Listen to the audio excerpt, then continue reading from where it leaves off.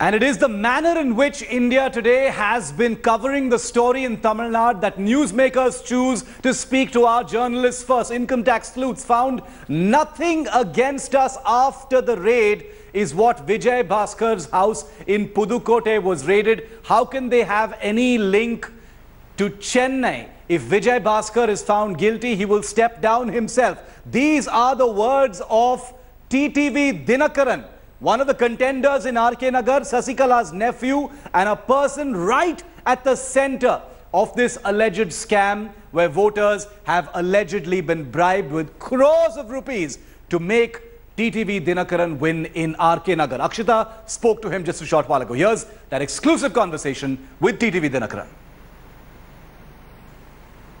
Mr. Dinakaran, first of all, in many occasions you have said that the decision by the Election Commission is unfair, that it's not right.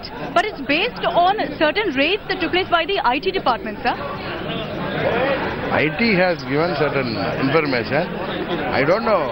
It is only based on the right from Honorable Vijay Bhaskar. In no way it is connected with RK Nagar constituency. In no way. They have raided that they have got some money from his native. It is far away from Chennai. In what way it is going to affect RK Nagar? They're saying there's an 89 crore money trail that lands with RK Nagar only. No, it's only a paper thing. It is not an authenticated document. Anybody can type that kind of documents and they can pass it in the media, no? No authenticity.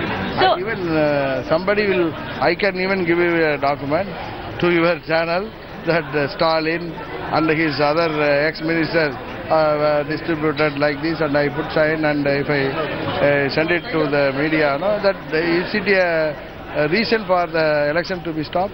What about Mr. Vijay Bhaskar? He is now with the IT department. Will you continue to back him? What if there's concrete proof against him? Actually, let him complete his inquiry, and after that he will decide about it. If at all anything wrong, naturally he himself will decide, no?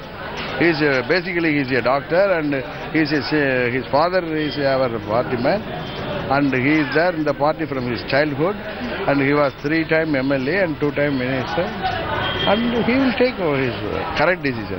He himself will take decision. Okay. Sir, finally, there's been a lot of talk about all that's happened in RK Nagar. Many are questioning if Jayalalitha's legacy itself somewhere has been maligned, shamed in this entire political discourse that we've seen, sir.